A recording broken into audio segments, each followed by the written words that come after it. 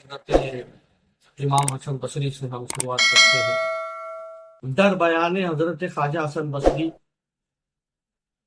و کمیل بن زیاد وغیرہ،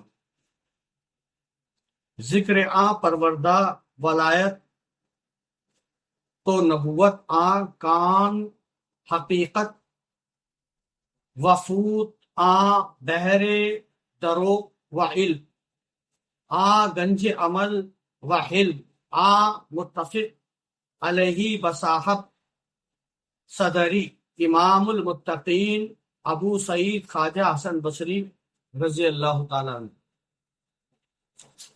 کشف المحجوب میں لکھا ہے کہ آپ کا اسم شریف ابو علی الحسین بن الحسن البصری ہے، یعنی آپ کا جو نام ہے وہ ہے ابو علی الحسین بن الحسن البصری۔ آپ کی کنیت پین نیم بعض کے نزدیک ابو محمد ہے اور بعض کے نزدیک ابو سعید ہے، یعنی آپ کی کنیت کچھ لوگ کہتے ہیں کہ ابو محمد ہے اور کچھ لوگ کہتے ہیں ابو سعید۔ صوفیہ کرام کے ہاں آپ کی بڑی قدر و منزلت ہے، جتنے بھی صوفی ہوئے ہیں وہاں امام حسن بصری کی بہت زیادہ ویلیو ہے۔ معاملات تصوف میں آپ کے اشارات لطیف ہیں، یعنی تصوف کی جو معاملات چلتے ہیں، تصوف کے جو باتیں چلتی ہے، جو معاملات چلتے ہیں، وہ اس میں امام حسن بصری کے جو اشارات ہیں، سائنس ہے، وہ بہت باریک ہیں، بہت تھین ہیں۔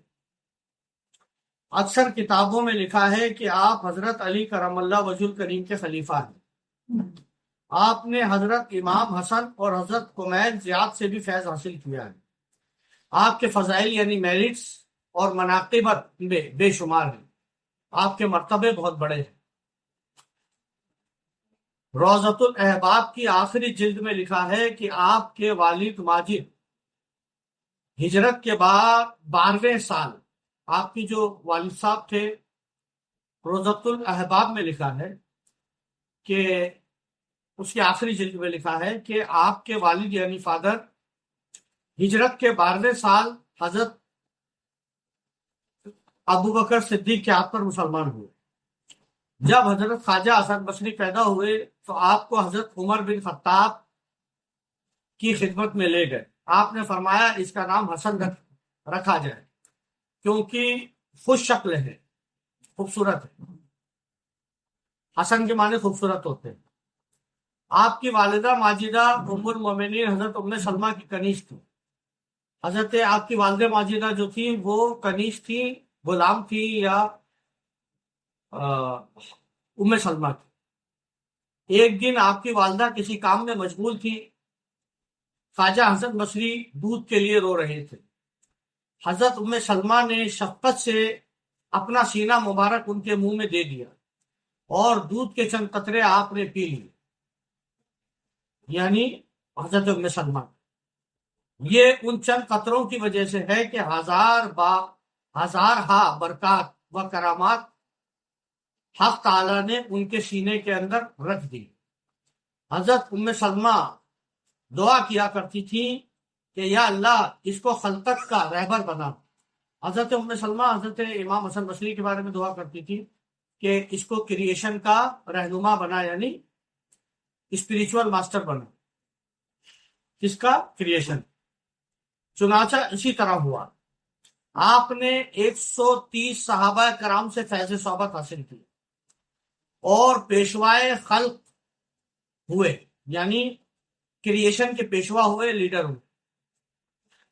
تذکرۃ الاولیاء اور دوسری کتابوں میں لکھا ہے کہ جب امیر المومنین علی کرم اللہ وجہ بصرہ تشریف لائے اور انہوں نے تمام واعظین کو وعظ کرنے سے منع فرمایا۔ جب مولا علی بصرہ تشریف لائے تو جتنے بھی واعظ تھے، نصیحت کرنے والے تھے، واعظین، ان کو واعظ کرنے سے منع فرمایا، نصیحت کر، واعظ کر، اسپیچ دینے سے۔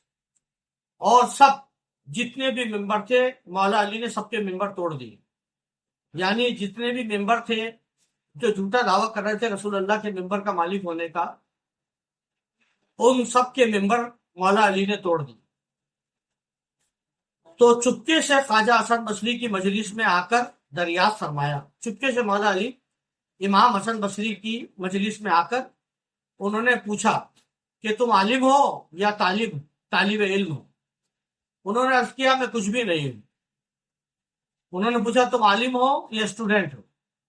تو امام حسن بصری نے کہا میں کچھ بھی نہیں ہوں، جو کچھ مجھے پیغمبر اسلام علیہ الصلوۃ والسلام سے ملا ہے بس میں خلق تک پہنچاتا ہوں، یعنی جو بھی مجھے رسول اللہ سے ملا میں وہ کریشن تک پہنچا رہا ہوں، نہ میں اسٹوڈنٹ ہوں اور نہ میں عالم ہوں، میں کچھ بھی نہیں ہوں، جو مجھے رسول اللہ صلی اللہ علیہ وسلم سے ملا وہ میں لوگوں تک پہنچا رہا ہوں، یعنی علم سینا۔ حضرت علی نے ان کو منع نہ فرمایا، ان کا ممبر نہیں توڑا،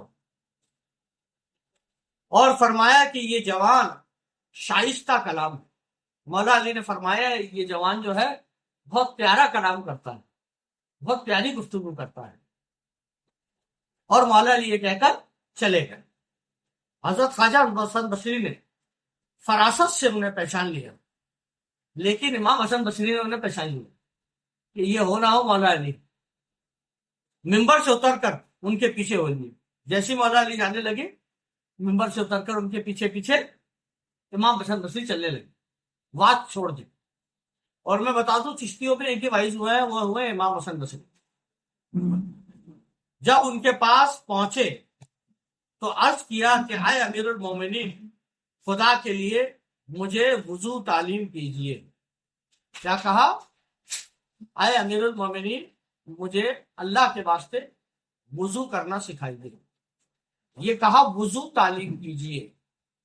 اب پوری دنیا میں مشہور ہو گیا کہ وضو کرنا انہوں نے سکھایا تھا، جب وضو ہی کرنا نہیں آتا تھا تو پھر امام شریعت، امام طریقت، امام معرفت کیسے ہو؟ میں آپ کو پچھلے چیپٹرز میں بتا چکا ہوں اور پڑھا بھی چکا ہوں کہ وہ وضو کیا تھا۔ فلاپی ٹو فلاپی سارا علم مولا علی نے آپ کو ٹرانسفر کر دیا، یہ وہ وضو۔ حضرت علی کرم اللہ وجہ نے ایک مقام پر انہیں ظاہری اور باطنی طہارت تعلیم فرما دی۔ ظاہری اور ہو گئی بات ختم، اور باطنی طہارت تعلیم فرما دی۔ اس مقام کو باب السلطنت کے نام سے موسوم کرتے ہیں، جس مقام پر آپ نے امام حسن بصری کو سارا علم ٹرانسفر کیا تھا ظاہری و باطنی، اس جگہ کو باب السلطنت کہتے ہیں، یعنی سلطنت کا دروازہ۔ آپ نے امیر المومنین سے کافی تربیت حاصل کی اور اسی وجہ سے مقبول جہاں۔ تذکرۃ الاولیاء میں یہ بھی لکھا ہے کہ سفر شام میں ان پر ایک ایسی حالت طاری ہوئی جس سے ان کا دل تمام مرادات ما سوا اللہ سے سرد ہو گیا۔ جب آپ شام کا سیریا کا سفر کر رہے تھے تو ایک ایسا واقعہ پیش آیا کہ آپ کا دل دنیا سے ٹھنڈا پڑ گیا، اللہ کے سوا ہر چیز سے آپ کا دل ٹھنڈا پڑ گیا، یعنی اللہ کے قرب کے سوا اس میں کوئی خواہش باقی نہ رہے دل میں۔ آپ سے کسی نے پوچھا کہ اللہ کا سب سے بڑا عذاب کیا ہے، تو آپ نے فرمایا کہ دل کا مر جانا۔ تو پھر کسی شخص نے آپ سے پوچھا کہ دل کا مر جانا کیا ہوتا ہے، تو آپ نے فرمایا دنیا میں دل کا لگانا، یعنی وہ دل مردہ ہے جو دنیا میں لگا ہوا، اور مرے ہوئے دل میں روح نہیں آ سکتی، یعنی اللہ کا نور نہیں آ سکتا۔ جب بصرہ پہنچے تو قسم کھائی کہ آئندہ دنیا میں کبھی نہیں ہنسوں گا۔ جب سیریا سے واپس عراق آئے، بصرہ آئے، تو آپ نے کہا کہ آج کے بعد میں کبھی ہنسوں گا نہیں۔ اب ملک الموت روح قبض کرنے آ گیا، آپ قہقہے لگا کے ہنس دیے کیونکہ اپنے رب سے ملنے کا وقت آ گیا جس کے لیے زندہ تھے۔ تو آواز آئی غیب سے کہ ملک الموت رک جا، عزازیل رک جا، ایک گناہ۔ تو امام حسن بصری نے اللہ سے پوچھا یا اللہ ایک گناہ؟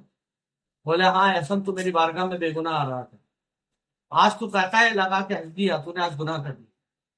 تو آپ نے شکر ادا کیا کہ اللہ میں تیرا شکر گزار ہوں کہ میں تیری بارگاہ میں گناہ گار ہو کے مر رہا ہوں۔ اگر میں بے گناہ ہو کے تیری بارگاہ میں آتا تو تیری رحمت کا طلبگار کیسے ہو؟ زندگی میں گناہ بھی ہوتے، بے گناہ زندگی نہیں ہو۔ سر اٹھایا پھر جھکایا، پھر اٹھایا پھر جھکایا، اس طرح بندگی نہیں ہو۔